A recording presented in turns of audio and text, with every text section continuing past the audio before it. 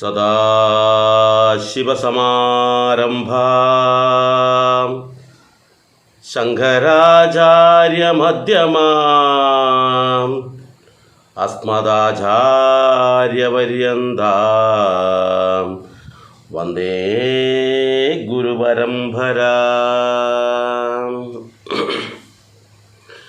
പ്രിയ കുടുംബാംഗങ്ങളെ,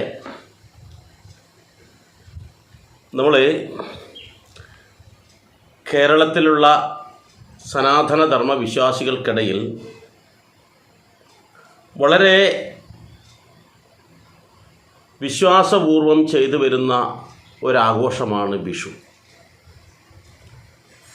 പക്ഷേ ഈ വിഷുവിൻ്റെ പിന്നിലുള്ള ഐതിഹ്യം എന്താണെന്ന് ചോദിച്ചു കഴിഞ്ഞാൽ നമ്മളിൽ പലർക്കും അതറിയില്ല.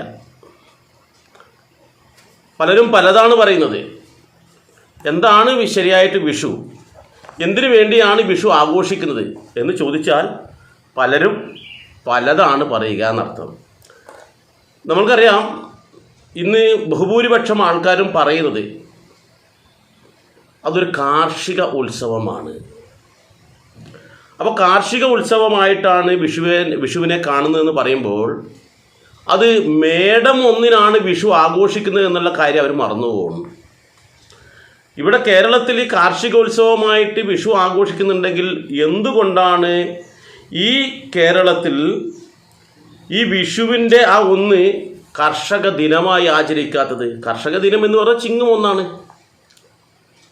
അപ്പോൾ കാർഷികോത്സവമായിട്ട് ആഘോഷിക്കുന്ന അതേസമയം തന്നെ കർഷക ദിനം നടത്തണ്ടേ? അത് നടത്തുന്നില്ല.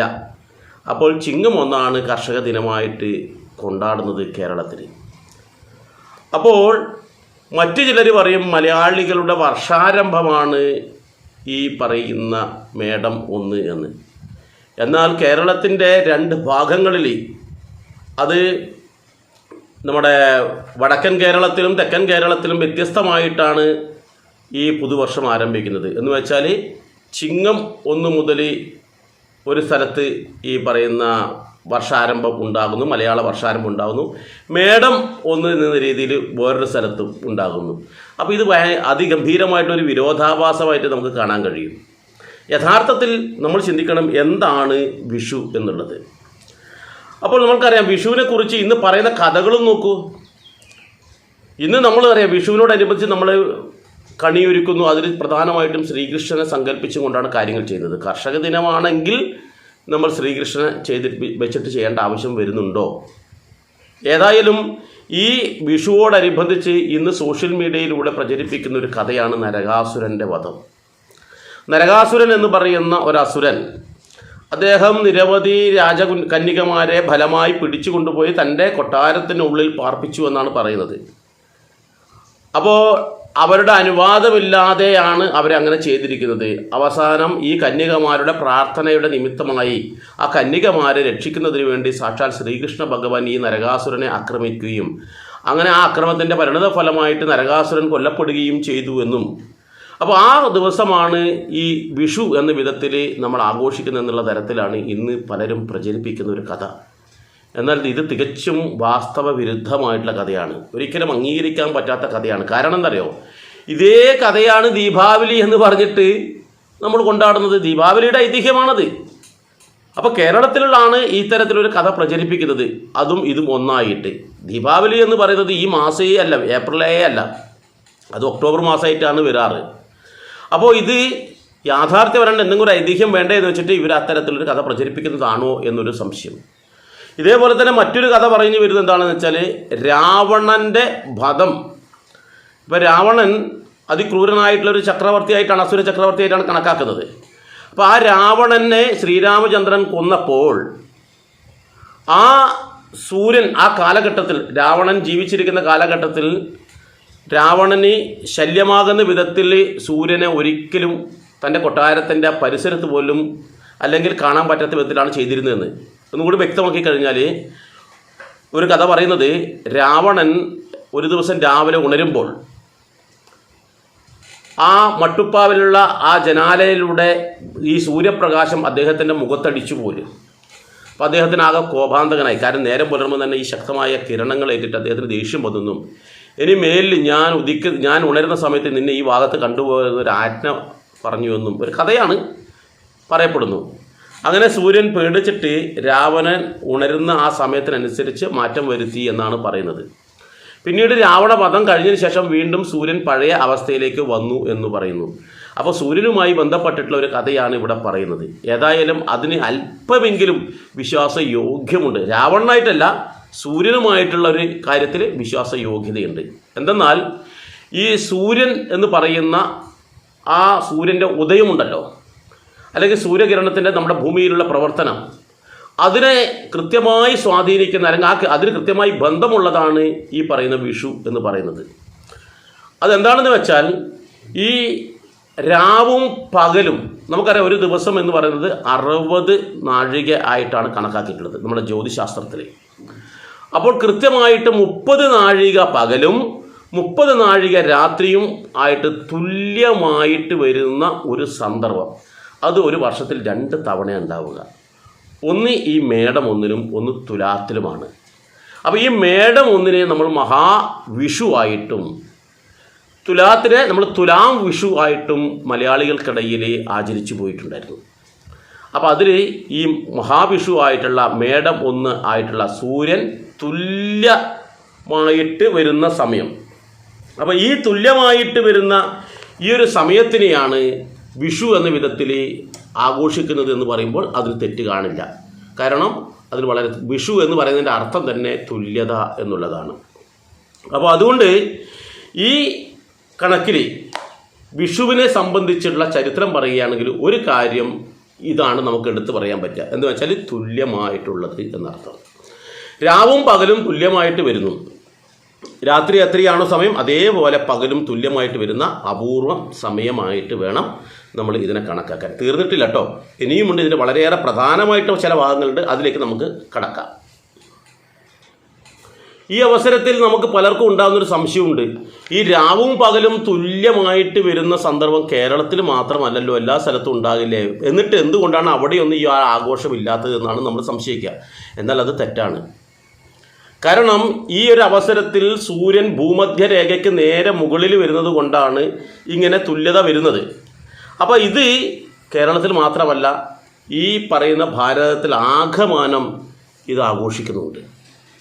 എന്ന് വെച്ചാൽ ഈ തുല്യമായി വരുന്ന ഈ ഒരു സമയത്തിനെ ഭാരതത്തിൽ പല പേരിൽ ആണ് ഇത് ആചരിച്ചിരുന്നത്. എന്ന് വെച്ചാൽ ഇത് തുല്യമായി വന്നു, ഈ ഒരു ദിവസം മുതൽ, തുല്യമായി വരുന്ന ദിവസം മുതൽ അവിടെ ഒരു പുതിയ വർഷം ആരംഭിക്കുന്നതായിട്ടാണ് അവർ കണക്കാക്കുന്നത്. പുതിയ വർഷം ആരംഭിക്കുന്നു. ഈ തുല്യമായി വരുന്ന ആ സമയം മുതൽ ആഘോഷം വെച്ചാൽ ഒരു വർഷത്തെ പുതുവർഷ ആരംഭം കുറിക്കുന്നത് അവിടെയാണ് എന്നാണ് സങ്കല്പം. ഇത് ഇവിടെ മാത്രമല്ല, ഭാരതത്തിൽ ആകമാനമുണ്ട്. നമുക്ക് നോക്കിക്കഴിഞ്ഞാൽ ഭാരതത്തിൻ്റെ പല ഭാഗങ്ങളിലായിട്ട് പല പേരിലായിട്ട് ഈ ഇതിനെ കാണാൻ നമുക്ക് കഴിയും. ഉദാഹരണത്തിന് നമുക്ക് പറയുകയാണെങ്കിൽ ഏറ്റവും കൂടുതൽ ഇപ്പോൾ തമിഴ്നാട്ടിൽ ഇതേ സമയമാണ്, ഈ ഏപ്രിൽ മാസം തന്നെയാണ് പുത്താണ്ട് എന്ന പേരിലാണ് ഈ ഇവരുടെ പുതുവർഷത്തെ ആഘോഷിക്കുന്നത്. നമ്മളൊക്കെ ഈ പാശ്ചാത്യ രീതിയിലുള്ള പുതുവർഷമാണ് ആഘോഷിക്കുന്നത്. അപ്പോൾ പാശ്ചാത്യ രീതിയിലുള്ള പുതുവർഷം ആഘോഷിക്കുമ്പോൾ നമുക്ക് അതിൽ എത്ര വൈരുദ്ധ്യങ്ങളാണ് ഉള്ളത് നോക്കൂ. ഉദാഹരണം ഞാൻ പറയുകയാണെങ്കിൽ ഇപ്പം സെപ്റ്റംബർ എന്ന് പറയുന്ന മാസം ഏതാണ്? സപ്തം എന്ന് പറഞ്ഞാൽ സപ്തഋഷികൾ, സപ്തമാതാക്കൾ എന്താണ്? 7ആണ്. എന്നാൽ അത് 7 എന്ന് വേണ്ടെടുത്ത് സെപ്റ്റംബർ എന്ന് പറയുന്നത് ശരിക്കും അങ്ങനെയാണെങ്കിൽ 7ാമത്തെ മാസത്തിനാണ് സെപ്റ്റംബർ എന്ന് പേരിടേണ്ടത്. എന്നാൽ അത് ഇട്ടിരിക്കുന്നത് എത്ര അറിയോ? 9ാമത്തെ മാസത്തിനെയാണ് സെപ്റ്റംബർ എന്നിട്ടിരിക്കുന്നത്. നോക്കൂ, സെപ്റ്റംബർ എന്നിടത്താണോ വന്നിട്ടുള്ളത്? അപ്പോൾ 9ാമത്തെ മാസത്തിനാണ് സെപ്റ്റംബർ എന്നും, എന്നാൽ 9 എന്ന് പറയുന്ന നവം എന്ന് പറയുന്ന അതുകൊണ്ടല്ലോ നവംബർ, അത് 11ാമത്തെ മാസമാണ് ആക്കിയിട്ടുള്ളത്.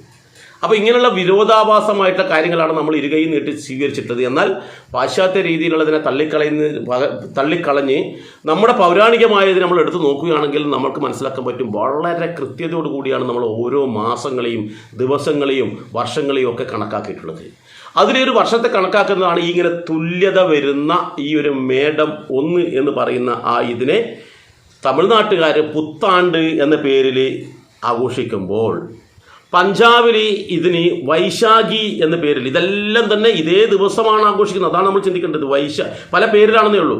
അപ്പോൾ വൈശാഖി എന്ന പേരിലും, ആസാമിൽ നമ്മളുടെ പേരിനോട് കുറേ കൂടി സാമ്യമുള്ള ബിഹു എന്ന പേരിലും, ബംഗാളിലെ ആണെങ്കിൽ നമ്മളെ ഈ പശ്ചിമ ബംഗാൾ എന്ന് പറയുന്ന സ്ഥലത്ത് ആ ഒരു ഇതിനെ പെഹേലെ വൈശാഖ് എന്ന പേരിലും അല്ലെങ്കിൽ നവവർഷ എന്ന പേരിലും ആഘോഷിക്കുന്നു.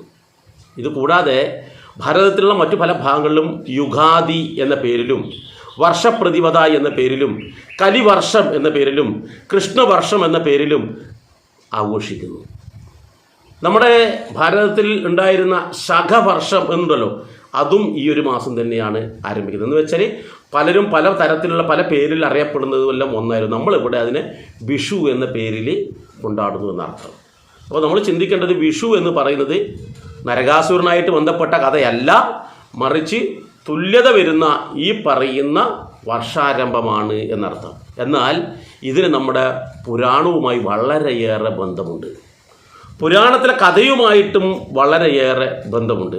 അതെന്താണെന്ന് വെച്ചാൽ ഇതിന് ഞാൻ പറഞ്ഞു കൃഷ്ണവർഷം എന്ന് വിളിക്കുന്നു എന്നർത്ഥം. എന്ന് വെച്ചാൽ നമുക്കറിയാം, നമ്മൾ ഇന്ന് ആചരിക്കുന്നത് അല്ലെങ്കിൽ നമ്മളിന്ന് കൊണ്ടാടുന്നത് അല്ലെങ്കിൽ നമ്മളിന്ന് സ്വീകരിച്ചിട്ടുള്ളത് ക്രിസ്തു വർഷമാണ്. ക്രിസ്തു വർഷം എന്ന് പറഞ്ഞാൽ ഇന്നിപ്പോൾ 2024 എന്ന് വെച്ചാൽ സാക്ഷാൽ യേശു ക്രിസ്തു ഈ ഭൂമിയിൽ നിന്നും വിട പറഞ്ഞിട്ട് 2024 വർഷമായി. അതിനുശേഷമാണ് ഈ വർഷം ആരംഭിച്ചതെന്നാണ് ഈ പാശ്ചാത്യ രീതിയിലെ ആൾക്കാർ, പ്രത്യേകിച്ച് ബ്രിട്ടീഷുകാരെ പോലുള്ള ആൾക്കാർ ഇവിടെ കൊണ്ടുവന്ന് പ്രചരിപ്പിച്ചതാണ് ഈ വർഷം. അതാണ് നമ്മളിന്ന് സ്വീകരിക്കുന്നത്. എന്നാൽ ഭാരതത്തിലെ ആൾക്കാർ അങ്ങനെയല്ല ചെയ്തിരുന്നത്. ഭാരതത്തിന് വ്യക്തമായിട്ട് കണക്കുണ്ട്. അതെങ്ങനെയാണെന്ന് വെച്ചാൽ ശ്രീകൃഷ്ണ ഭഗവാൻ ഈ ഭൂമിയിൽ നിന്നും സ്വർഗാരോഹണം ചെയ്ത ആ ഒരു ദിവസം ഉണ്ടല്ലോ, അതിൻ്റെ തൊട്ട് പിറ്റേ ദിവസം മുതൽ കലിയുഗം ആരംഭിച്ചു എന്നാണ് നമ്മുടെ വിശ്വാസം. ശ്രീകൃഷ്ണ ഭഗവാൻ ഇവിടുന്ന് സ്വർഗാരോഹണം ചെയ്തതിൻ്റെ പിറ്റേ ദിവസം മുതൽ കലിയുഗം ആരംഭിച്ചു എന്ന് വെച്ചാൽ കലിവർഷം ആരംഭിച്ചു. ആ കലിവർഷത്തിൻ്റെ 5125 വർഷമാണ് ഇത്. നമ്മൾക്കത് നോക്കുമ്പോൾ പാശ്ചാത്യത്തിൽ നോക്കുമ്പോൾ കേവലം 2000 വർഷത്തെ സംസ്കാരത്തെക്കുറിച്ചേ പറയാൻ പറ്റൂ. എന്നാൽ നമ്മളുടേത് അതിപ്രാചീനമായിട്ടുള്ള സംസ്കാരത്തെക്കുറിച്ച് നമുക്ക് പറയാൻ പറ്റും. അതിൽ പ്രധാനമാണ് ശ്രീകൃഷ്ണ ഭഗവാന്റെ സ്വർഗാരോഹണം മുതൽ പിറ്റേ ദിവസം മുതൽ വന്നിട്ടുള്ള ഈ കൃഷ്ണവർഷം അല്ലെങ്കിൽ കലിവർഷം എന്ന് പറയുന്നത് 5125 വർഷം ചൈത്രമാസത്തിൽ ആരംഭിക്കുന്ന ഈ വർഷത്തിൻ്റെ പ്രത്യേകത. അപ്പോൾ ഈ 5125 വർഷം എന്ന് പറയുമ്പോൾ ഈ വർഷം ഈ ഏപ്രിലാണ് ഈ 5125 വർഷം ആരംഭിക്കുന്നത്. 5225 വർഷം പുതുവർഷം ആരംഭിക്കുന്നത് ഈ ഏപ്രിലാണ്. എന്ന് വെച്ചാൽ ശ്രീകൃഷ്ണൻ സ്വർഗാരോഹണം ചെയ്തതിൻ്റെ ഭാഗമായിട്ട് ഈ പറയുന്ന ഭാരതത്തിൽ ആകമാനം ആഘോഷിക്കുന്ന അല്ലെങ്കിൽ ആചരിക്കുന്ന ഒരു വർഷത്തിൻ്റെ പിറവിയാണ് വിഷു എന്നർത്ഥം. വിഷു എന്ന് പറഞ്ഞാൽ ശ്രീകൃഷ്ണൻ്റെ സ്വർഗാരോഹണം നടത്തിയതിൻ്റെ പിറ്റേ ദിവസം മുതൽ ആരംഭിച്ച കലിയുഗത്തിൻ്റെ കലിവർഷത്തിൻ്റെ മലയാള നാമമായിട്ട് വേണം കണക്കാക്കാൻ എന്ന് പറയാം. അതല്ലാതെ നരകാസുരനെ കൊന്നതല്ല. നമ്മുടെ പുതുവർഷമാണ്, മലയാളികളുടേതല്ല. എന്ന് വെച്ചാൽ ഭാരതീയരായ എല്ലാവരുടെയും പുതുവർഷമാണ് വിഷു. അതാണ് നമ്മൾ ചിന്തിക്കേണ്ടത്. അപ്പോൾ ഈ വിഷു എന്ന് പറയുന്നത് നമ്മളെങ്ങനെ തള്ളിക്കളയേണ്ടതല്ല. വിഷു നവവത്സര ആശംസകൾ എന്ന് പറയുമ്പോൾ ചില ആൾക്കാർ മലയാള വർഷം നിൽക്കും. മലയാള വർഷം ചിങ്ങം 1 നമ്മളവിടെ ആരംഭിക്കുന്നത് നമുക്ക് കാണാൻ കഴിയും. ചില സ്ഥലത്ത് മേടം 1 ആരംഭിക്കുന്നു. പക്ഷേ ഭാരതത്തിൽ ആകമാനം പുത്താണ്ട് എന്ന പേരിലും വൈശാഖി എന്ന പേരിലും നവവർഷ എന്ന പേരിലും ബിഹു എന്ന പേരിലും യുഗാദി എന്ന പേരിലും ഒക്കെ ആയിട്ട് ആഘോഷിക്കുന്നത് ഈ ഒരു ദിവസം തന്നെയാണ്. പക്ഷെ പലരും പല പേരിൽ അറിയപ്പെടുന്നു. ഉദാഹരണം പറഞ്ഞാൽ ഇവിടെ മലയാളികൾ വെള്ളത്തിന് പറയുന്നത് എന്താണ്? വെള്ളം എന്നാണ്, ജലം എന്ന് പറയും. എന്നാൽ ഹിന്ദിക്കാരായ ആൾക്കാർ പാനി എന്ന് പറയും, ഇംഗ്ലീഷുകാരായ ആൾക്കാർ വാട്ടർ എന്ന് പറയുന്നു, തമിഴുകാർ അതിന് തണ്ണി എന്ന് പറയുന്നു. പക്ഷെ ഇതെല്ലാം ഒരേ ഒരു സാധനമാണ്. അതുപോലെ നമ്മൾക്കിവിടെയുള്ള ആ കൃഷ്ണവർഷ ആരംഭത്തിനെ ഓരോ ആൾക്കാരും അല്ലെങ്കിൽ ഓരോ പ്രാദേശികമായിട്ട് ഓരോ പേരിട്ട് വിളിച്ച് അതിനെ ആഘോഷപൂർവ്വം കൊണ്ടാടുന്നതിനെയാണ് വിഷു എന്ന് നമ്മൾ പറയുന്നത് ഇവിടെ മലയാളികൾ. ഇപ്പോൾ വിഷുവിനെ കുറിച്ചുള്ള ഏകദേശം ധാരണ എല്ലാവർക്കും ആയല്ലോ, എന്താണ് വിഷു എന്നുള്ളത് കൃത്യമായിട്ട് ഓർമ്മ വേണം. നമ്മുടെ ഭഗവാൻ സ്വർഗാരോഹണം ചെയ്തതിൻ്റെ പിറ്റേ ദിവസം മുതലാണ് ഇത് ആരംഭിച്ചിട്ടുള്ളത്. മലയാള വർഷം അതിനോടനുബന്ധിച്ച് വന്നു, തമിഴ് വർഷവും അതിനോടനുബന്ധിച്ച് വന്നു. എല്ലാവരും തിരഞ്ഞെടുക്കുന്നത് ഏതറിയോ? എല്ലാ സ്ഥലത്തിലും ആൾക്കാർ ഈ ഏപ്രിൽ മാസത്തിൻ്റെ ഇതിനാണ് തിരഞ്ഞെടുത്തിരിക്കുന്നത്. അപ്പോൾ ഇത് ഒരു പുതിയ വർഷത്തിനെ വരവേൽക്കുന്ന സമയത്ത് പ്രകൃതി പോലും അതിനോടൊപ്പം നിന്നു എന്ന് വേണം നമ്മൾ കണക്കാക്കാൻ. പ്രകൃതി പോലും ഈ പുതുവർഷം ആരംഭിക്കുന്നതിന് മുമ്പായിട്ട് തന്നെ അതിനെ വരവേൽക്കാൻ വേണ്ടിയിട്ട് കേരളത്തിൻ്റെ തെരുവീതികളിൽ നമുക്ക് കാണാൻ കഴിയും. എന്താണ്? കണിക്കൊന്ന പൂത്തു നിൽക്കുന്നു. ഈ കൊടും ചൂടിൽ ഒരു തുള്ളി വെള്ളം പോലും കിട്ടാത്ത അവസരത്തിൽ പ്രകൃതിയിൽ സ്വർണ്ണ നിറമുള്ള കണിക്കൊന്ന ഇങ്ങനെ പൂത്തു നിൽക്കുന്നത് നമുക്ക് കാണാൻ കഴിയും.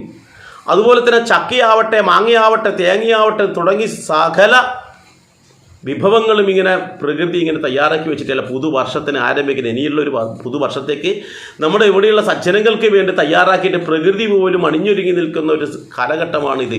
ഇത് ഇവിടെ മാത്രമല്ല കേട്ടോ, ബംഗാളിലായാലും പഞ്ചാബിലായാലും എല്ലാ സ്ഥലത്തും പ്രകൃതി ഇതുപോലെ ഉടുത്തൊരുങ്ങി നിൽക്കുന്നു എന്നാണ് സങ്കല്പം. അപ്പോൾ നമ്മളെന്ത് വേണമെന്നറിയോ?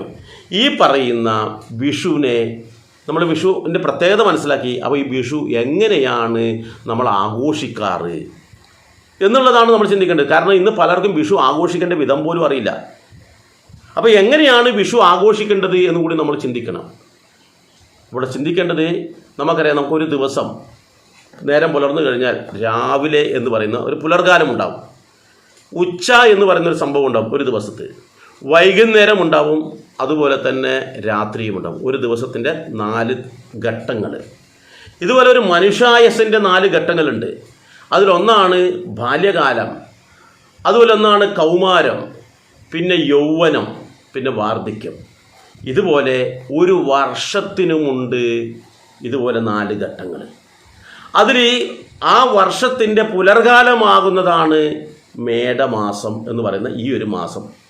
ഈ വിഷു ആഘോഷിക്കുന്നുണ്ടല്ലോ, ഈ മാസമാണ്, ഈ മേടമാസമാണ് ഒരു വർഷത്തിൻ്റെ പുലർകാലം അല്ലെങ്കിൽ ആരംഭമാസം. ആരംഭമാസത്തിന് ഇവിടെ പുലർകാലം എന്ന് പറയാം. അപ്പോൾ ഈ പുലർകാലത്ത് നമ്മൾ ചെയ്യുന്ന ചില കാര്യങ്ങളുണ്ട്. എന്താണെന്നറിയോ? ഒരു രാവിലെ എഴുന്നേറ്റ് കഴിഞ്ഞാൽ സാധാരണക്കാരായ ഹൈന്ദവ അല്ലെങ്കിൽ സനാതനധർമ്മ വിശ്വാസികൾ ചെയ്യുന്ന, സനാതനധർമ്മ വിശ്വാസികളല്ല ആർക്ക് വേണം ചെയ്യാം, ആ വിശ്വാസം നടപ്പിലാക്കുന്ന ആൾക്കാരെല്ലാം സനാതനധർമ്മ വിശ്വാസികളാണ്. അപ്പോൾ അവർ ചെയ്യുന്ന കാര്യം എന്താണെന്ന് വെച്ചാൽ പ്രഭാതത്തിൽ എഴുന്നേറ്റ് കിടക്കപ്പായിൽ ഇരുന്നിട്ട് കൈകൾ രണ്ടും ഇങ്ങനെ കൈയുടെ നമ്മുടെ മുഖത്തിൻ്റെ മുന്നിൽ ഇങ്ങനെ പിടിച്ചിട്ട് അതിലേക്ക് നോക്കി കണി കാണുന്ന ഒരു സമ്പ്രദായമുണ്ട്. ആ കൈകളിലേക്ക് നോക്കി കരാഗ്രേ വസതേ ലക്ഷ്മി കരമധ്യേതു സരസ്വതി കരമൂലേതു ഗോവിന്ദ പ്രഭാതേ കരദർശനം എന്ന് പറഞ്ഞ് ഒരു ദിവസം ആരംഭിക്കുന്നതാണ് നമ്മുടെ സംസ്കാരം. എന്ന് വെച്ചാൽ ശ്രേഷ്ഠമായതിനെ കണി കണ്ടു കഴിഞ്ഞാൽ ആ ദിവസം മുഴുവൻ തന്നെ ശ്രേഷ്ഠമായിരിക്കും എന്നുള്ളൊരു വിശ്വാസം. അപ്പോൾ അതുകൊണ്ട് തന്നെ രാവിലെ എഴുന്നേറ്റിട്ട് നമ്മൾ കരത്തിൻ്റെ അഗ്രഭാഗത്ത് വസിക്കുന്ന ലക്ഷ്മി ദേവിയെ കണി കാണുന്നു, കരത്തിൻ്റെ മധ്യഭാഗത്ത് സരസ്വതി ദേവിയെയും കരമൂലഭാഗത്ത് ശ്രീകൃഷ്ണനെയും അല്ലെങ്കിൽ ഗൗരിയെയും കണി കണ്ടുകൊണ്ട് ഇന്നത്തെ ദിവസം ഏറ്റവും ശ്രേഷ്ഠമാക്കണം എന്നുള്ള ചിന്തയോടുകൂടി രംഗത്തിറങ്ങുകയാണ് നമ്മൾ ചെയ്യുന്നത്. അതുപോലെ നമ്മുടെ ഒരു വർഷം ആരംഭിക്കുമ്പോൾ ആ വർഷത്തിനും ഒരു പുലർകാലമുണ്ട് എന്ന് പറഞ്ഞു. അതാണ് ഈ മേടമാസം എന്ന് പറയുന്നത്. അപ്പോൾ ഈ മേടമാസത്തിലും നമ്മൾ അല്ലെങ്കിൽ ഈ പുലർകാലത്ത് ഒരു വർഷത്തിൻ്റെ ആരംഭം എന്ന് വെച്ചാൽ കാലപുരുഷൻ്റെ മുഖം നിൽക്കുന്നത് മേടമാസത്തിലാണ്. ഇവിടെ കാലപുരുഷൻ എന്നുള്ള സങ്കല്പം സാക്ഷാൽ മഹാവിഷ്ണുവിനെയാണ് കാലപുരുഷൻ എന്ന് പറയുന്നത്. അപ്പോൾ ഈ കാലപുരുഷനെ നമ്മളിങ്ങനെ കിടക്കുന്ന അവസരത്തിൽ ഒരു വർഷത്തിൻ്റെ മുകളിലാണ് കിടക്കുന്നുണ്ടെങ്കിൽ ആ വർഷത്തിൻ്റെ മുഖമായിട്ടാണ് ഈ കാലപുരുഷനെ കണക്കാക്കുന്നത്. അതുകൊണ്ട് തന്നെയാണ് കാലപുരുഷൻ്റെ മുഖം നമ്മൾ കണി കാണുന്നു എന്ന് വെച്ചാൽ മഹാവിഷ്ണുവിൻ്റെ മുഖം നമ്മൾ കണി കണ്ടുകൊണ്ട് തുടക്കം കുറിച്ചാൽ ആ വർഷം മുഴുവൻ തന്നെ ഐശ്വര്യമുള്ളതായിരിക്കും, സമ്പൽ സമൃദ്ധമായിരിക്കും, ദുഃഖങ്ങളോ ദുരിതങ്ങളോ കഷ്ടപ്പാടുകളോ ഒന്നുമില്ലാത്ത വളരെ സന്തോഷകരമായിട്ടുള്ളൊരു അന്തരീക്ഷം ഉണ്ടാകുമെന്നുള്ളൊരു വിശ്വാസം നമ്മൾക്കുണ്ടാകുന്നു. അപ്പോൾ അതുകൊണ്ട് ആ ഒരു പുലർകാലത്ത് നമ്മൾ കണി കാണുന്ന ഒരു ചടങ്ങ് നമ്മൾ സംഘടിപ്പിക്കുന്നു. ഏത്? വിഷുവിൻ്റെ അന്ന്. അപ്പോൾ എന്ത് വേണമെന്നറിയോ? ഈ വിഷുവിന് വേണ്ടി തയ്യാറെടുക്കുന്ന സാധാരണക്കാരായ ആൾക്കാർ ഈ വിഷുവിൻ്റെ തലേ ദിവസമോ അല്ലെങ്കിൽ സംക്രമത്തിനോ അല്ലെങ്കിൽ അതിന് തൊട്ട് മുമ്പത്തെ ദിവസമോ എന്ത് വേണമെന്ന് വെച്ചാൽ വീട് അടിച്ച് തുടച്ച് വൃത്തിയാക്കി വീടിൻ്റെ ചുറ്റുമുള്ള ആ തറയോടൊക്കെ ചേർന്നിട്ടുള്ള പുല്ലും മറ്റു കാര്യങ്ങളൊക്കെ പറിച്ചെടുത്ത് വൃത്തിയാക്കി മുറ്റവും അകവും എല്ലാം തന്നെ അടിച്ച് തുടച്ച് വൃത്തിയാക്കി ശുദ്ധമാക്കി പുണ്യാഹം തീർത്ഥം കുടഞ്ഞ് ശുദ്ധമാക്കണമെന്നാണ് പറയുന്നത്. വിഷുവിൻ്റെ മുൻപുള്ള ദിവസം സംക്രമത്തിനായാലോ അല്ലെങ്കിൽ സംക്രമം എന്ന് പറയുന്നത് തന്നെ മാറ്റമാണ്, ഒരു പുതിയ ഒരു തലത്തിലേക്ക് നമ്മൾ മാറാൻ പോവുകയാണ്. സംക്രമം എന്ന് പറഞ്ഞാൽ മാറ്റം എന്നാണ് അർത്ഥം. അപ്പോൾ ഇത്രയും ദിവസം നമ്മൾ എങ്ങനെയൊക്കെയോ ജീവിച്ചു പോയി. ഇനി അങ്ങനെ ആവരുത്. ഇനി എനിക്കൊരു ശ്രേഷ്ഠമായ തലത്തിൽ ഈ വർഷം മുതൽ ഞാനൊരു പുതിയ മനുഷ്യനാവുകയാണ്, പുതിയൊരു ജീവിതം കെട്ടിപ്പടുക്കുകയാണ് എന്നുള്ള ചിന്തയോട് കൂടിയിട്ട് അവിടെ നമ്മൾ ആ പഴയതും മോശമായതും ഒക്കെ തന്നെ അങ്ങോട്ട് മാറ്റിയിട്ട് നമ്മളൊരു പുതിയ തലത്തിലേക്ക് പോകുന്നു. ഈ അവസരത്തിൽ വീടിൻ്റെ അകത്തളങ്ങളിൽ നമ്മൾ ചിലപ്പോൾ മത്സ്യമാംസാദികളൊക്കെ കഴിക്കുന്ന ആളാവാം. ഈ അവസരത്തിൽ മത്സ്യവും മാംസമൊക്കെ കഴിക്കുന്ന അല്ലെങ്കിൽ പാചകം ചെയ്യുന്ന സാധനങ്ങളൊക്കെ എടുത്ത് വെളിയിലേക്ക് വെക്കുക, വീടിൻ്റെ അകത്തുനിന്ന് മാറ്റിയിട്ട് ഒരു പുതിയ മനുഷ്യനായി തീരുകയാണെന്നുള്ള സങ്കല്പത്തിൽ. അങ്ങനെയാണ് വിഷുവിനെ വരവേൽക്കേണ്ടത്. എന്നിട്ടോ നാളെയാണ് വിഷു എന്നിരിക്കട്ടെ, ഇന്ന് സംക്രമമാണ്. അപ്പോൾ ഇന്ന് രാത്രി എന്ത് വേണം? ഈ വിഷുക്കണി ഒരുക്കുവാനുള്ള ആ കളം തയ്യാറാക്കണം. അപ്പോൾ വിഷുക്കണി ഒരുക്കാൻ വേണ്ടി ഇവർ തയ്യാറാക്കുന്നത് പ്രത്യേകിച്ച് അരിക്കൂട്ട് ഉപയോഗിച്ചുകൊണ്ട് ഒരു കളം വരക്കുന്ന ചടങ്ങൊക്കെ ഉണ്ട്. പലർക്കും കളം വരക്കാൻ അറിയില്ല, കാണാത്ത ആൾക്കാർ പോലും ഉണ്ട്. പക്ഷേ യഥാവിധത്തിൽ അരിക്കൂട്ട് ഉപയോഗിച്ച് അവിടെ ഒരു കളം വരയ്ക്കും. ആ കളത്തിൻ്റെ അകത്ത് ആണ് വിഷുക്കണി എന്ന് വെച്ചാൽ കാലപുരുഷൻ്റെ മുഖം നമ്മൾ കണി കാണാൻ വേണ്ടി തയ്യാറാക്കേണ്ടത്. കാലപുരുഷൻ്റെ മുഖമാണ് അവിടെ തയ്യാറാക്കേണ്ടത്. അപ്പോഴെന്ത് വേണം? ഈ പറയുന്ന സ്ഥലത്ത് ഒരു തളികയിലോ അല്ലെങ്കിൽ ഒരു പീഠത്തിലോ ഒരു കൃഷ്ണ വിഗ്രഹം നമ്മൾ വെക്കുക. ആരാ? സാക്ഷാൽ മഹാവിഷ്ണുവാണ് കാലപുരുഷൻ. അപ്പോൾ ആ മഹാവിഷ്ണുവിൻ്റെ പ്രതീകമായിട്ട് കൃഷ്ണൻ്റെ വിഗ്രഹം നമ്മൾ ആടാക്കുക. അയ്യോ, എൻ്റെ വീട്ടിൽ കൃഷ്ണ വിഗ്രഹമില്ല, ടെൻഷൻ അടിക്കേണ്ട, ഒരു ഫോട്ടോ വെച്ചാലും മതി, ഭഗവാന്റെ ഒരു ഫോട്ടോ വെച്ചാലും മതി. അതവിടെ വെച്ച് ഒരു പീഠത്തിൽ അല്ലെങ്കിൽ ഒരു ചെറിയൊരു പലകയിലൊന്നും ആക്കിയിട്ട് അവിടെ പ്രധാനമായി കാണുന്നത്. അതിന് ചുറ്റുമായിട്ട് അർദ്ധവൃത്താകൃതിയിൽ വേണം വിഷുക്കണിയുടെ കളം ഒരുക്കാൻ, അർദ്ധവൃത്താകൃതിയിൽ. അപ്പോൾ ഈ വിഗ്രഹം വെച്ചതിന് ശേഷം പിന്നെ അവിടെ കാലപുരുഷൻ്റെ മുഖമെന്ന വിധത്തിൽ വേണം കണിയൊരുക്കാൻ. പല ആൾക്കാർക്കും കണിയൊരുക്കുമ്പോൾ എന്തൊക്കെയോ സാധനം വെക്കും, എന്താണ് ഇതിൻ്റെ പ്രത്യേകത ഒന്നും അറിയില്ല. എന്നാൽ അതിനെല്ലാം പ്രത്യേകതയുണ്ട്. എന്താണെന്ന് വെച്ചാൽ നമ്മൾ പ്രധാനമായിട്ടും പ്രകൃതി അണിഞ്ഞൊരുങ്ങി നിന്നതിൽ ഏറ്റവും പ്രധാനമായ ഘടകമാണ് കണിക്കൊന്ന എന്ന് പറയുന്നത്. അപ്പോൾ ഈ കണിക്കൊന്ന ഈ കാലപുരുഷൻ്റെ അല്ലെങ്കിൽ സാക്ഷാൽ മഹാവിഷ്ണുവിൻ്റെ കിരീടമാണെന്ന സങ്കല്പത്തിൽ വേണം ആ മുകൾ ഭാഗത്ത് ആദ്യം വെക്കാൻ. ആ അർദ്ധവൃത്താകൃതിയിൽ വെച്ചില്ലേ എന്ന് വെച്ചാൽ ഭഗവാന്റെ ഫോട്ടോ വെച്ചില്ലേ, അതിനോട് ചേർത്ത് വേണം വെക്കാൻ നമുക്ക്. പിന്നെയോ ഈ ഭഗവാന്റെ മുഖം എന്ന സങ്കല്പത്തിൽ സ്വർണ്ണ നിറമുള്ള വെള്ളരി അവിടെ വെക്കും.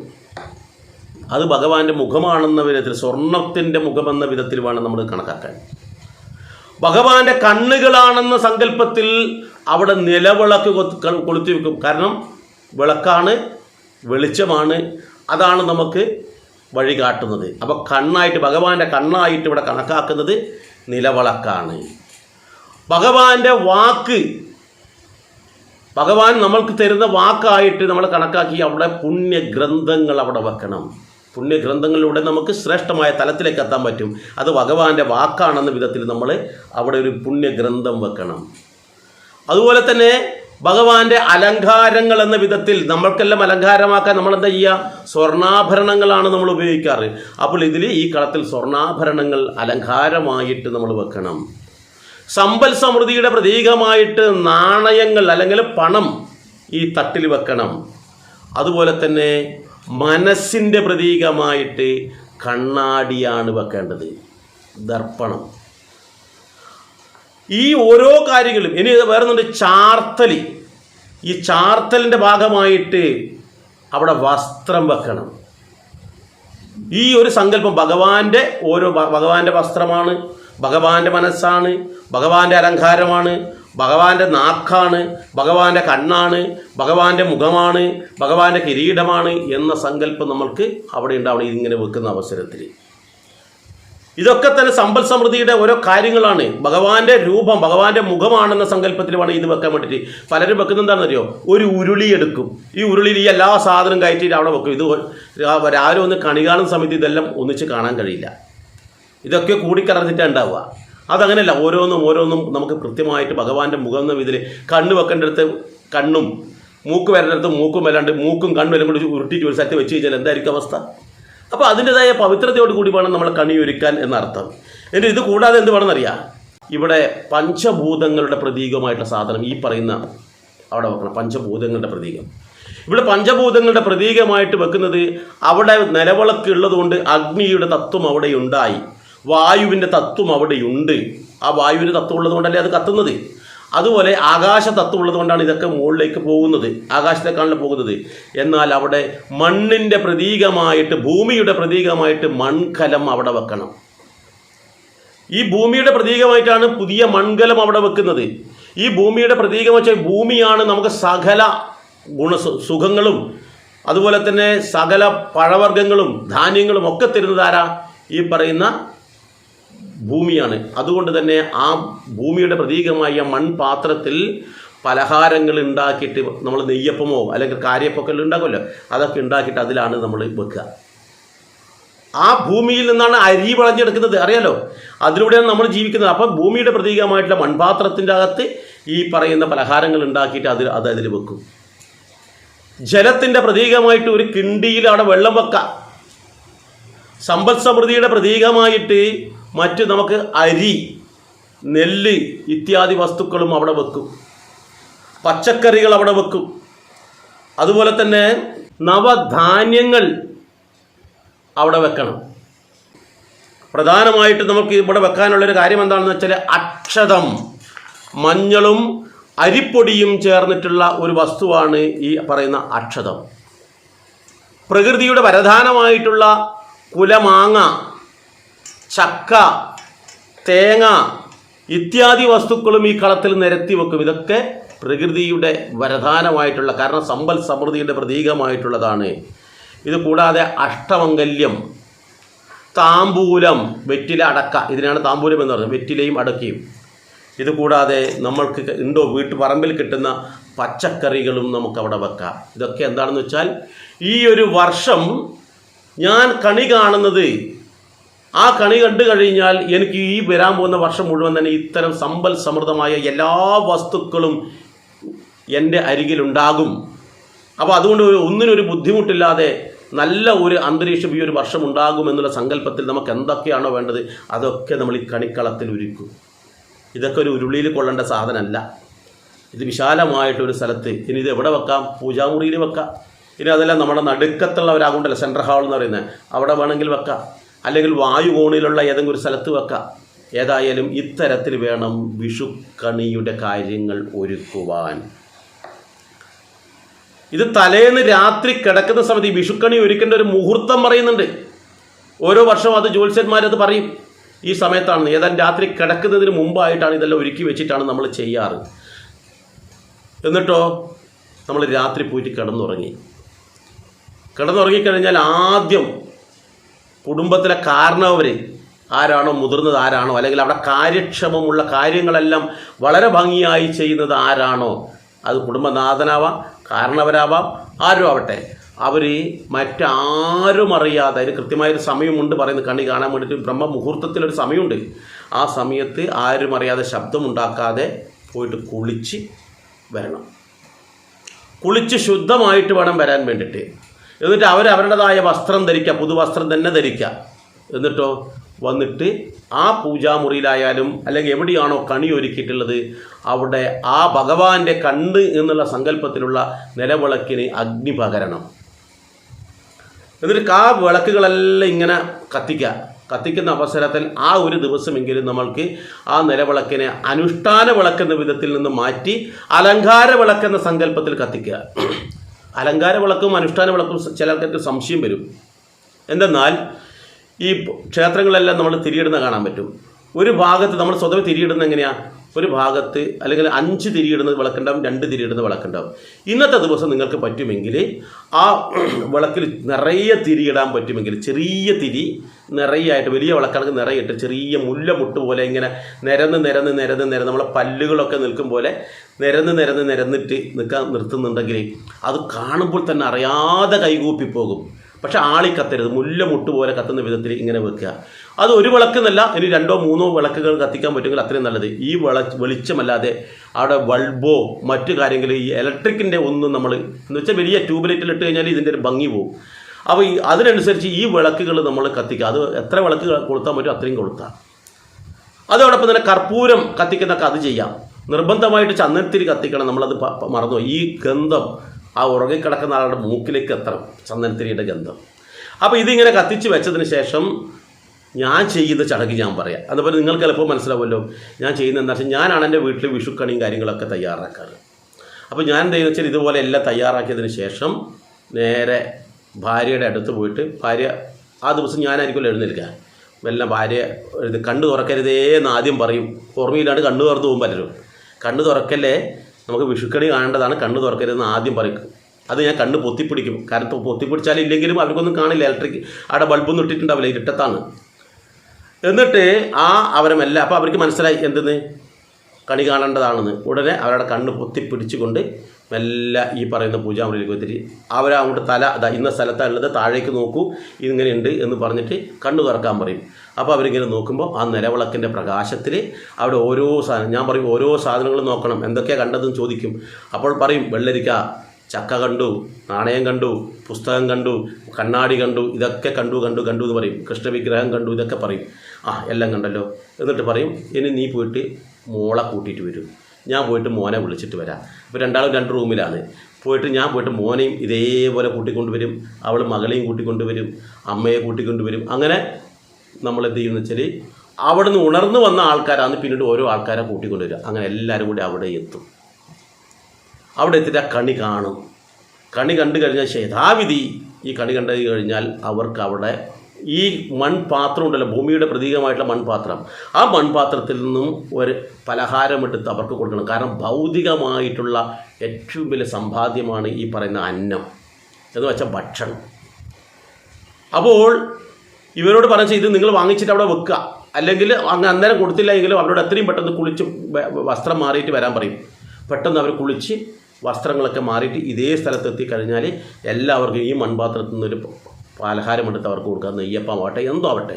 എന്തെന്നാൽ ഈ വർഷം മുഴുവൻ തന്നെ അന്നത്തിന് മുട്ടില്ലാതെ ജീവിക്കുവാൻ നമുക്ക് കഴിയണം എന്നുള്ളൊരു വിശ്വാസത്തിൽ ഈ പറയുന്ന ഈ സാധനം എടുത്ത് കൊടുക്കും. അതവർ വാങ്ങിച്ച് അവരതാണ് ആദ്യം കഴിക്കുക.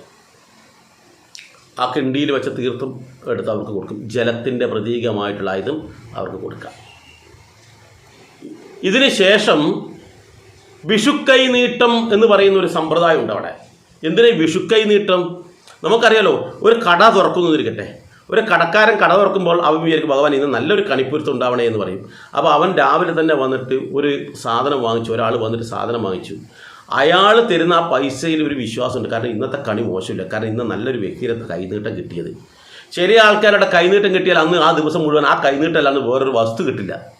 അപ്പോൾ അങ്ങനെ ഒരു വിശ്വാസമുണ്ട്. അപ്പോൾ ഈ ഒരു വർഷം എനിക്ക് വളരെ വേണ്ടപ്പെട്ട ആൾക്കാരിൽ നിന്നും എനിക്കൊരു കൈനീട്ടമായിട്ട് ഒരു തുക, ഒരു പണം നമുക്ക് കിട്ടിക്കഴിഞ്ഞാൽ ഈ വർഷം മുഴുവൻ തന്നെ എനിക്ക് സന്തോഷമായി. കാരണം എനിക്ക് ഏറ്റവും വേണ്ടപ്പെട്ട ആളെ എനിക്ക് തരുമ്പോഴെന്താണ്, ഈ പൈസയെ കൊണ്ട് നിനക്ക് നല്ലത് വരട്ടെ എന്നുള്ള ചിന്തയുണ്ടാവുക. കാരണം നിനക്ക് ഈ പൈസയെ കൊണ്ട് എല്ലാ പ്രശ്നങ്ങളും അതിജീവിക്കാൻ കഴിയട്ടെ എന്നുള്ള പ്രതീക്ഷയോട് കൂടിയാണ് ഇവർ ഈ പൈസ തരുന്നുണ്ടാവുക. നമ്മുടെ കുടുംബക്കാർ, ഇപ്പം നമ്മുടെ അച്ഛനാവട്ടെ, അമ്മയാവട്ടെ, മക്കളാവട്ടെ, ആരായാലും ഒരു പൈസ കൊടുക്കുമ്പോൾ അവർക്കത് ഉപകരിക്കണമെന്ന് വിചാരിച്ചിട്ടാണ്. പക്ഷേ എല്ലാവരും അങ്ങനെ ചിന്തിക്കണമെന്നില്ല. അതുകൊണ്ട് തന്നെ ഈ പൈസ അവരിൽ നമ്മൾ ഏറ്റുവാങ്ങുമ്പോൾ ഈ വർഷം മുഴുവൻ തന്നെ സമ്പൽ സമൃദ്ധമായിട്ട് ഒരു ബുദ്ധിമുട്ടുമില്ലാതെ വളരെ നല്ല വിധത്തിൽ നടക്കാൻ ഇടവരട്ടെ എന്നുള്ളൊരു ചിന്ത നമുക്കുണ്ടാകണം. ഇത് കൂടാതെ ഈ കാരണവരായ ആൾ ഇവിടെ വെച്ചിട്ടുള്ള അക്ഷതം ഉണ്ടല്ലോ, ആ അക്ഷതമെടുത്ത് ഈ കുട്ടികളുടെ നെറുകയിലിട്ടിട്ട്, നെറുകയിൽ എന്ന് പറഞ്ഞാലും തലയിൽ അവർ നെറുകയിലിട്ട് അവർ ഈ പണം വാങ്ങുമ്പോൾ ആ കാരണവരുടെ കാല് തൊട്ട് നമസ്കരിക്കണമെന്നാണ് പറയുക. ഈ ആരിൽ നിന്നാണോ കൈനീട്ടം വാങ്ങിക്കുന്നത് അവരുടെ കാല് തൊട്ട് നമസ്കരിക്കും. ഈ അവസരത്തിൽ അവിടെ വെച്ചിട്ടുള്ള അക്ഷതമെടുത്ത് അവരെ നെറുകയിലിട്ടിട്ട് അനുഗ്രഹിക്കും. അക്ഷതം എന്ന് പറഞ്ഞാൽ ക്ഷതമില്ലാത്തത്. ഈ ക്ഷതമില്ലാത്തതായ ഈ അക്ഷതം നിൻ്റെ നെറുകയിലിടുന്നതോടുകൂടി നിനക്ക് ഒരു തരത്തിലുള്ള നാശവുമില്ലാത്ത വിധത്തിൽ ശ്രേഷ്ഠമായ തലത്തിലേക്ക് നീ ഉയർന്നു വരട്ടെ എന്നുള്ളൊരു പ്രാർത്ഥനയാണ് ഉണ്ടാവുക. അപ്പോൾ ആ അക്ഷതം എടുത്ത് അവരുടെ നെറുകയിലും ഇടുന്നു. ഇത് ആരൊക്കെയാണോ കൈനീട്ടം വാങ്ങുന്നത് അവർക്കൊക്കെ തന്നെ ഈ കാരണവന്മാരാണ് ഇത്തരത്തിൽ അനുഗ്രഹിക്കുക എന്ന് കൂടി നമ്മൾ മനസ്സിലാക്കുക. എന്നാൽ നമ്മൾ ആലോചിച്ച് നോക്കൂ, ഇന്ന് പുതുവർഷം എന്ന രീതിയിൽ ആചരിക്കുന്നത് അല്ലെങ്കിൽ കൊണ്ടാടുന്നത് എന്താണ്? പാശ്ചാത്യരായ ആൾക്കാർ ക്രിസ്തു സ്വർഗാരോഹണം ചെയ്തു എന്ന് വിശ്വസിക്കുന്നതിൻ്റെ, അല്ലെങ്കിൽ ക്രിസ്തു ഈ ഭൂമിയിൽ നിന്നും മൺമറഞ്ഞതിൻ്റെ പിറ്റേ ദിവസം മുതൽ വന്നിട്ടുള്ള ഒരു വർഷം, അതാണല്ലോ ക്രിസ്തു വർഷം. ആ ക്രിസ്തു വർഷമാണ് നമ്മൾ ഇന്ന് പുതുവർഷമായിട്ട് ആഘോഷിക്കുന്നത്. എന്താണ് ആഘോഷിക്കുന്നത്? അന്നത്തെ ദിവസം കുടിച്ച് കൂത്താടി പരസ്പരം കലഹിച്ച് തമ്മിലടിച്ച് ഒരുപാട് കേസുകളും ജയിലുകളുമായി കഴിയുന്ന ഒരു കാലഘട്ടമായി കഴിഞ്ഞിന്ന്. പുതുവർഷം എന്ന് പറഞ്ഞാൽ അന്ന് ലീവാക്കുകയാണ് ചെയ്യുന്നത്. അന്ന് ലീവാക്കിയിട്ട് മദ്യസേവയാണ് ചെയ്യുന്നത്. പല കലാപരിപാടികൾ നടത്താൻ വേണ്ടി പലരും തയ്യാറാകുന്നു. ആ കലാപരിപാടികൾ നടത്തുന്നതിൻ്റെ കൂട്ടത്തിൽ അവിടെ ഉറപ്പായിട്ടൊരു അടിയോ കുഴപ്പമോ എന്തെങ്കിലും ഉണ്ടാകും. പല ആൾക്കാരും കുടിച്ച് കൂത്താടിയിട്ട് പ്രശ്നം ഉണ്ടാക്കുന്ന നമുക്ക് കാണാൻ കഴിയും. ഇതാണോ നമ്മൾ ചെയ്യേണ്ടത്? മറിച്ച് നോക്കൂ, ഇപ്പോൾ ഈ പറയുന്ന സമയത്ത് ഈ ക്രിസ്മസ് പുതുവത്സര ആശംസകൾ എന്നിട്ട് ആശംസക്കാരുടെ അയക്കുന്നില്ലേ നമ്മൾ പല ആൾക്കാരും? എന്തുകൊണ്ട് നമ്മൾ വിഷു നവവത്സര ആശംസകൾ എന്ന് പറഞ്ഞിട്ട് ആശംസക്കാരുടെ അയക്കുന്നില്ല? നമ്മൾ അയക്കണ്ടേ? ഇതാണ് നമ്മൾ നവവത്സരമായിട്ട് ആഘോഷിക്കേണ്ടത്, അല്ലാണ്ട് പാശ്ചാത്യർ കൊണ്ടുവന്നിട്ടുള്ളതല്ല. നമ്മൾ നമ്മുടെ സംസ്കാരം തിരിച്ചറിഞ്ഞിട്ട് അത് നമ്മൾ ജീവിതത്തിൽ നടപ്പിലാക്കാൻ വേണ്ടി ശ്രമിക്കുകയാണ് വേണ്ടത്. അപ്പോൾ ഇത്തരത്തിൽ ആ കൈനീട്ടം നമ്മൾ വാങ്ങിച്ചു കഴിഞ്ഞാൽ അത് കാരണവരുത്തം നമ്മൾ വാങ്ങിച്ചു, അതുപോലെ നമ്മൾക്ക് ആർക്കെങ്കിലും കൈനീട്ടം കൊടുക്കാൻ പറ്റുമെങ്കിൽ അതും ചെയ്യുക. ആ ദിവസം പരമാവധി അതിൽ കണക്കൊന്നുമില്ല, ഇത്ര കൊടുക്കണം ഇത്ര വാങ്ങണം അങ്ങനെയൊന്നുമില്ല, എത്ര കൊടുത്താലും ബുദ്ധിമുട്ടൊന്നുമില്ല. അപ്പോൾ അത്തരത്തിൽ അതും നമ്മൾ കൃത്യമായിട്ട് മനസ്സിലാക്കി ചെയ്യുക. ഇനിയോ ഇതിന് ശേഷം നമ്മൾക്ക് ചെയ്യേണ്ട ഒരു കാര്യമുണ്ട്. വിഷുവിൻ്റെ ഏറ്റവും പ്രധാനമായിട്ടുള്ള ഞാൻ ആദ്യം പറഞ്ഞു, കാരണം വിഷുവിന് പ്രകൃതി പോലും അണിഞ്ഞൊരുങ്ങുന്നു. ഇനി ഒരു വർഷക്കാലത്തേക്ക് വേണ്ടുന്ന സമ്പൽ സമൃദ്ധമായിട്ട് എൻ്റെ ജീവിതം ധന്യമാക്കണമെന്നുണ്ടെങ്കിൽ പണം മാത്രം പോരാ. എന്ത് വേണം? ഭൗതികമായിട്ട് നമ്മുടെ ഭക്ഷണം നമുക്കുണ്ടാവണം. ആ ഭക്ഷണത്തിന് വേണ്ടുന്ന പ്രവർത്തനത്തിന് ആരംഭം കുറിക്കുകയാണ് ചെയ്യുന്നത്. ഇതിന് വിഷുച്ചാലിടുക എന്നാണ് പറയുക. വിഷുച്ചാലിടുക എന്ന് പറയുന്ന ഒരു ചടങ്ങ് ഈ അവസരത്തിൽ അവിടെ നടക്കും. എന്ന് വെച്ചാൽ കൃഷിക്ക് ആരംഭം കുറിക്കുന്നു എന്ന് മാത്രം. എന്നിട്ട് ഇവരെന്ത് ചെയ്യുന്നു വെച്ചാൽ തൂമ്പ എടുത്ത് അത് സാക്ഷാൽ നാരായണനെ പ്രാർത്ഥിച്ചും കൊണ്ട് അത് പൂജിച്ചിട്ട് വെക്കുന്നുണ്ടെങ്കിൽ അങ്ങനെ ചെയ്യുക. അല്ലെങ്കിൽ അത് ഇതെടുത്തിട്ട് അവിടെ വയലിൽ നമ്മൾ 7 ചാല് കീറുമെന്നാണ് പറയുന്നത്. 7 ചാല് കീറിയിട്ട് അതിൽ വിത്ത് വിതയ്ക്കും. തൂമ്പ കൊണ്ട് കിളച്ചിട്ടാണ് ഇങ്ങനെ ചെയ്യുന്നത്. ചില ആൾക്കാർ, പണ്ടുള്ള ആൾക്കാർ കലപ്പ ഉപയോഗിച്ചാണ് ചെയ്യുക. അപ്പോൾ അതിൽ ഇന്നത്തെ ഈ പറയുന്ന കർഷക വൃത്തിക്ക് ആരംഭം കുറിക്കുകയാണ്. എല്ലാം കൊണ്ട് സന്തോഷമായിട്ട് അന്ന് നമ്മൾ വെറുതെ ഇരുന്ന് കഴിഞ്ഞാൽ ആ വർഷം മുഴുവൻ വെറുതെ ഇരിക്കേണ്ടതായിട്ട് വരും. അതുകൊണ്ട് തന്നെ ഈ വർഷം മുഴുവൻ തന്നെ ഞാൻ അധ്വാനിക്കുന്നതിൻ്റെ ഫലം കിട്ടണം. അതുകൊണ്ട് ഞാൻ വെറുതെ ഇരിക്കേണ്ട ആളല്ല. എൻ്റെ ജീവിതം ധന്യമാക്കണമെങ്കിൽ ഞാൻ പ്രവർത്തിക്കണം.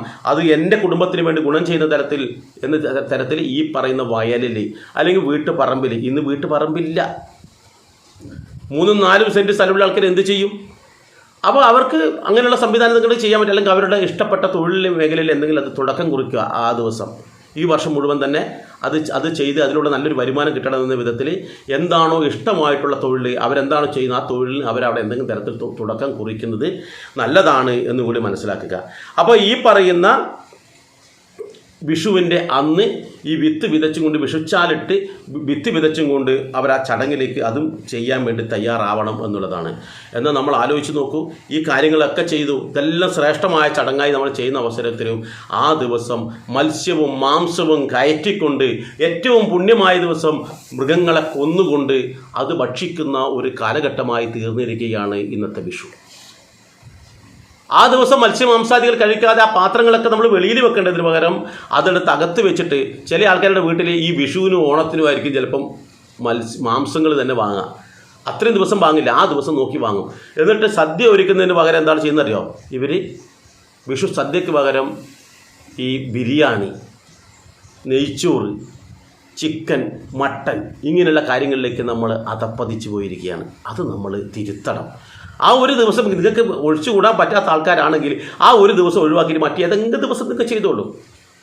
അപ്പോൾ അതുകൊണ്ട് തന്നെ ഇത്തരത്തിൽ ആഘോഷം നമ്മൾ നടത്തുമ്പോൾ അത് പുണ്യമാകണം. കാരണം ഭഗവാന്റെ മുഖം കണി കണ്ടുകൊണ്ട് ആ വർഷം ശ്രേഷ്ഠമാകാൻ വേണ്ടിയിട്ടുള്ള പല പ്രവർത്തനങ്ങൾ നമുക്ക് ചെയ്യാം. സേവന പ്രവർത്തനം ചെയ്യാം, മറ്റുള്ളവർക്ക് സഹായം ചെയ്തുകൊണ്ട് ചെയ്യാം. ആ സഹായം ചെയ്ത സ്ഥലത്ത് ഈ വർഷം മുഴുവൻ എനിക്ക് സഹായം ചെയ്യാനുള്ളൊരു ഇതുണ്ടാവട്ടെ. യാതൊരു വിധത്തിലും ആ വർഷം നമ്മൾ പരദൂഷണം പറയുകയോ അല്ലെങ്കിൽ ആ ഒരു ദിവസം നമ്മൾ നുണ പറയുകയോ കുറ്റങ്ങൾ പറയുകയോ ഒന്നും ചെയ്യരുത്. പരസ്പരം കലഹിക്കാതെ എന്തൊക്കെയുണ്ടെങ്കിൽ പരസ്പരം ക്ഷമിക്കാൻ ആ ഒരു ദിവസം നമ്മൾ ശ്രമിക്കുക. കാരണം ഈ വർഷം നമ്മൾ ചെയ്യുന്ന അല്ലെങ്കിൽ ഈ ദിവസം ചെയ്യുന്ന ചടങ്ങ് ഈ വർഷം മുഴുവൻ ഉണ്ടാവും. അന്ന് കലഹം തുടങ്ങി വെച്ചാൽ നിങ്ങൾക്ക് ആ വർഷം മുഴുവൻ കലഹമായിരിക്കും എന്നൊരു വിശ്വാസമുണ്ട്. അന്ന് അടിയാണെങ്കിൽ നിങ്ങൾക്ക് ആ വർഷം മുഴുവൻ അടികളായിരിക്കും എന്നുള്ളൊരു വിശ്വാസമുണ്ട്. അന്ന് ശ്രേഷ്ഠതയുള്ളതാണെങ്കിൽ എല്ലാം ശ്രേഷ്ഠതയായിരിക്കും. നിങ്ങൾ ഈ ധനം ഒരാൾക്ക് കൊടുക്കുന്നത് ഈ വർഷം മുഴുവൻ അത്രയും കൊടുക്കാൻ നമുക്ക് ഉണ്ടാവണ്ടേ? കൊടുക്കാനില്ലാതെ കൊടുക്കാൻ പറ്റില്ലല്ലോ. അതുകൊണ്ട് നമ്മൾ ഇത്തവണ ഒരു കാരണവരായിട്ട് അല്ലെങ്കിൽ മറ്റാർക്കും നമ്മൾ കൈനീട്ടം കൊടുക്കുകയാണ്, വിഷു കൈനീട്ടം കൊടുക്കുകയാണെങ്കിൽ എന്താണ്, ഈ വർഷം മുഴുവൻ എനിക്ക് അതിനനുസരിച്ചിട്ടുള്ള വരുമാനം ഉണ്ടാവും, എന്നാലല്ലേ എനിക്ക് കൊടുക്കാൻ പറ്റൂ. വിഷു സദ്യ ഒരുക്കുന്നത് എന്താണ്, ഈ വർഷം നമ്മൾ ഈ സദ്യ ഒന്നാം ദിവസം തന്നെ സദ്യ കഴിക്കാൻ, അത്രയും വിഭവസമൃദ്ധമായ സദ്യ കഴിക്കാൻ നമുക്ക് പറ്റുമെങ്കിൽ ഈ വർഷം മുഴുവൻ തന്നെ അത്രയും സമ്പാദ്യം നമുക്കുണ്ടാവും. കാരണം എന്താ, എല്ലാ ദിവസവും നമുക്ക് സദ്യ കഴിക്കാനുള്ള ഒരു അനുഗ്രഹം ഉണ്ടാകട്ടെ എന്നുള്ളൊരു പ്രാർത്ഥന ആ കൂട്ടത്തിലുണ്ടാകുന്നു വിഷു സദ്യയാണെങ്കിൽ. അതുപോലെ തന്നെയാണ് വിഷു കോടി നമ്മൾ ധരിക്കുന്നു. കോടി വസ്ത്രം ധരിക്കുക എന്ന് പറഞ്ഞാൽ ഒരു പൂർണ്ണതയാണ്. പുതിയ വസ്ത്രം ധരിക്കുക എന്ന് പറഞ്ഞാൽ അത്രയും പൂർണ്ണതയായി. വസ്ത്രത്തിന് വളരെയേറെ പ്രാധാന്യമുണ്ട്. ഒരു വ്യക്തിയെ മറ്റുള്ളവർ വിലയിരുത്തുന്നത്, ഒരു സംസ്കാരത്തിൻ്റെ പ്രതീകമായി വിലയിരുത്തുന്നത് വസ്ത്രത്തിലാണ്. അപ്പോൾ നമ്മൾ മുഷിഞ്ഞു നാറിയ വസ്ത്രം ധരിച്ചിട്ട് നമ്മളിങ്ങനെ നടക്കുന്നിരിക്കട്ടെ, നമ്മളെ മറ്റുള്ളവർ വളരെ ഏഴാം കൂലിയായിട്ട് ഒന്നിനും കൊള്ളാത്തവനായിട്ട് കാണും. ഇനി ഒന്നുമില്ലെങ്കിൽ നമ്മൾ നല്ല വസ്ത്രധാരണത്തിൽ കൂടി നമ്മളൊരു വേദിയിലേക്ക് പോകുമ്പോൾ അല്ലെങ്കിൽ ആൾക്കാരുടെ ഇടയിലേക്ക് പോകുമ്പോൾ അവർ നമ്മളെ ഒന്ന് നോക്കും, ഇദ്ദേഹം എന്തോ പ്രധാനപ്പെട്ട വ്യക്തിയാണോ എന്ന് ചിന്തിക്കും. അപ്പോൾ വസ്ത്രത്തിന് വളരെയേറെ പ്രാധാന്യമുണ്ട്. അപ്പോൾ ഈ വിഷുവിൻ്റെ അന്ന് നമ്മൾ പുതുവസ്ത്രം ധരിച്ചിട്ട് നിൽക്കുന്ന അവസരത്തിൽ അന്ന് വീട്ടിൽ വെറുതെ ഇരിക്കുകയാണെങ്കിൽ ആ വസ്ത്രം ധരിച്ചിരിക്കുമ്പോൾ നമ്മൾക്ക് തന്നെ സ്വയം തോന്നുന്നത് ഇന്നൊരു വളരെ പ്രത്യേകതയുള്ളതാണ്. ഇതുപോലെ എല്ലാ ദിവസവും നമുക്ക് ശ്രേഷ്ഠമായ വസ്ത്രധാരണവും അതുപോലെ ശ്രേഷ്ഠമായ ഭക്ഷണവും ശ്രേഷ്ഠമായ ജീവിത രീതിയും ശ്രേഷ്ഠമായ ജോലിയും ശ്രേഷ്ഠമായ സേവനവും എല്ലാം ചെയ്തുകൊണ്ട് ഒരു വർഷം പൂർണ്ണമായും ധന്യമാക്കാൻ നമുക്ക് കഴിയട്ടെ എന്നുള്ളൊരു പ്രാർത്ഥനയാണ് ഈ വിഷു കൊണ്ട് നമ്മൾ ഉദ്ദേശിക്കുന്നത്. എന്ന് വെച്ചാൽ സാക്ഷാൽ കാലപുരുഷനായ വിഷ്ണു ഭഗവാന്റെ മുഖം ദർശിച്ചും കൊണ്ട് ഒരു പുതിയ വർഷം ആരംഭിക്കുവാനുള്ള തുടക്കമാണ് കൃഷ്ണവർഷത്തിൻ്റെ ആരംഭം. അതിനെയാണ് നമ്മളെല്ലാവരും എന്ത് പറയുന്നത്, വിഷു എന്ന് പറയുന്ന തലത്തിലേക്ക് ആഘോഷിക്കുന്നത്. വിഷു എന്ന് പറയുന്ന വാക്കിൻ്റെ അർത്ഥം തുല്യത എന്നാണ്. ഈ തുല്യത എന്ന് പറയുന്ന ദിവസത്തിൻ്റെ കാര്യത്തിൽ മാത്രമല്ല, സമൂഹത്തിലെ എല്ലാത്തിനെയും ഒരുപോലെ കാണാൻ നമുക്ക് കഴിയുന്നു എന്നുള്ളൊരു തത്വം കൂടിയുണ്ട്. സമൂഹത്തിലെ എല്ലാത്തിനെയും, കുടുംബത്തിലെ എല്ലാവരെയും തുല്യമായിട്ട്, അവിടെ പക്ഷികളാവട്ടെ മൃഗങ്ങളാവട്ടെ എല്ലാ ജീവജാലങ്ങളും തുല്യമായി കാണണമെന്ന് വേണം. അവരിലെല്ലാമുള്ള ഈശ്വരാംശത്തെ നമുക്ക് തിരിച്ചറിയണം. എല്ലാത്തിലും ഈശ്വരനുണ്ടെങ്കിൽ അവരെല്ലാം നമുക്ക് ഒരുപോലെ കാണാൻ കഴിയും. അപ്പം എല്ലാവരിലും ഈശ്വര ചൈതന്യമുണ്ട് എന്ന് നമുക്ക് തിരിച്ചറിഞ്ഞ് അവരെല്ലാവരും ഒരുപോലെ കാണാൻ കഴിയുന്ന ആ തുല്യമായിട്ടുള്ള 60 നാഴിക വരുന്ന ഒരു ദിവസം, 30 നാഴിക രാത്രിയും 30 നാഴിക പകലും വരുന്ന, അതേപോലെ തന്നെ ഈ ജീവിതത്തിലും എല്ലാ കാര്യത്തിലും തുല്യതയുള്ളത് ഒരു ദിവസമായി തീരണമെന്നുള്ള പ്രാർത്ഥനയാണ് ഈ ഒരു ദിവസം നടക്കുന്നത്. അതുകൊണ്ട് തന്നെ വിഷുവിൻ്റെ പ്രാധാന്യം മനസ്സിലാക്കിക്കൊണ്ട് വേണം നമ്മളിത് ആഘോഷിക്കുക. വിഷു സദ്യ ഒരുക്കുന്ന അവസരത്തിലും അവിടെ ആദ്യം ഈ ഒരു കാലപുരുഷനായ സാക്ഷാൽ ഭഗവാൻ ഉണ്ണിക്കണ്ണൻ ഈ ദിവസം, ഉണ്ണിക്കണ്ണൻ എന്ന് പറഞ്ഞാൽ ശ്രേഷ്ഠതയുള്ള ഭഗവാൻ നമ്മുടെ വീട്ടിൽ വരുന്നു എന്നുള്ള സങ്കല്പത്തിൽ ഭഗവാനും ഒരു ഇലയിട്ട് ഭക്ഷണം കൊടുക്കുന്നത് നന്നായിരിക്കും. അതുപോലെ ഇന്നേ ദിവസം നമ്മൾ പറ്റുമെങ്കിൽ, എല്ലാവർക്കും പറയാൻ പറ്റില്ല, അർഹതപ്പെട്ട ആർക്കെങ്കിലും അന്നദാനം കൊടുക്കാൻ പറ്റിയാൽ അതും ശ്രേഷ്ഠമാണ്. അപ്പോൾ ഏതൊക്കെ തരത്തിൽ ആ ദിവസത്തെ ശ്രേഷ്ഠമാക്കാൻ പറ്റുമോ അതേപോലെ ആ വർഷം മുഴുവൻ ശ്രേഷ്ഠമാകും എന്നുള്ളൊരു വിശ്വാസമാണ് വിഷു കൊണ്ട് ഉദ്ദേശിക്കുന്നത്. അതുകൊണ്ട് ഈ വരുന്ന വിഷുവിനെ നമുക്ക് മംഗളകരമാക്കണം, ശ്രേഷ്ഠതയുള്ളതാക്കണം. അതിനായിട്ട് ഈ ദിവസം മുതൽ തന്നെ നമ്മൾ മാനസികമായി തയ്യാറെടുക്കുക, അതിനുവേണ്ടി നമ്മൾ പ്രവർത്തിക്കുക. നിങ്ങൾ അങ്ങനെ തയ്യാറായി കഴിഞ്ഞാൽ സർവേശ്വരൻ നിങ്ങൾക്ക് അതിനുള്ള എല്ലാ അനുഗ്രഹവും ഉണ്ടാക്കി തരുമെന്നും കൂടി ഞാൻ ഓർമ്മിപ്പിക്കട്ടെ. ഏതായാലും ഈ ഒരു വിഷയം ഇവിടെ നിർത്തട്ടെ. അടുത്തൊരു വിഷയമായി നമുക്ക് അടുത്തൊരു തവണ വരാം. ഏതായാലും നമ്മുടെ ഈ ചാനൽ ആരെങ്കിലും സബ്സ്ക്രൈബ് ചെയ്യാത്ത ആൾക്കാരുണ്ടെങ്കിൽ സബ്സ്ക്രൈബ് ചെയ്യുക. ഇതുപോലെ നിങ്ങൾക്കുണ്ടാകുന്ന ഏതെങ്കിലും തരത്തിലുള്ള സംശയങ്ങളുണ്ടെങ്കിൽ കമൻറ്റ് ബോക്സിൽ രേഖപ്പെടുത്താം. നമുക്ക് അത്തരത്തിൽ ഒരു പുതിയ വീഡിയോയുമായിട്ട് നമുക്ക് വരാം. ഏതെങ്കിലും ഒരു വിഷയത്തെക്കുറിച്ച് നമുക്ക് ചെയ്യണമെന്നുണ്ടെങ്കിൽ നിങ്ങൾ ആ വിഷയം ഇവിടെ അറിയിക്കുകയാണെങ്കിൽ നമുക്ക് ആ വിഷയം നമുക്കൊരു പ്രഭാഷണ രൂപത്തിൽ വീണ്ടും കൊണ്ടുവരാം. എല്ലാവർക്കും നന്ദി, നമസ്കാരം.